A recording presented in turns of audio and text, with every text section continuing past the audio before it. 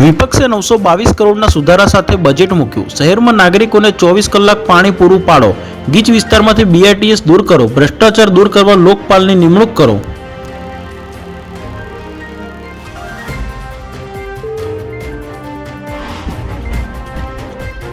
Police બંદોબસ્તમાં રહેલા પોલીસકર્મીને અડફેટે લીધો। થલતેજ મેટ્રો સ્ટેશન પાસે લાયસન્સ વગર ગાડી ચલાવનાર કાર ચાલકે પોલીસકર્મીને ટક્કર મારી ફ્રેક્ચર થયું।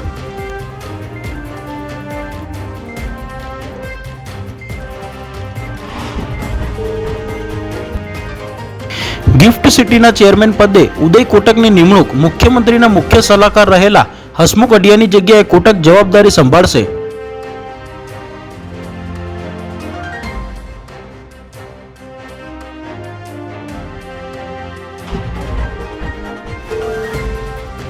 મહેસાણા જિલ્લા ભાજપ સંગઠનમાં મોટા ફેરફાર। 8 ઉપપ્રમુખોની નિમણૂક। જુઓ તાલુકા શહેરના નવા ઉપપ્રમુખોનું લિસ્ટ।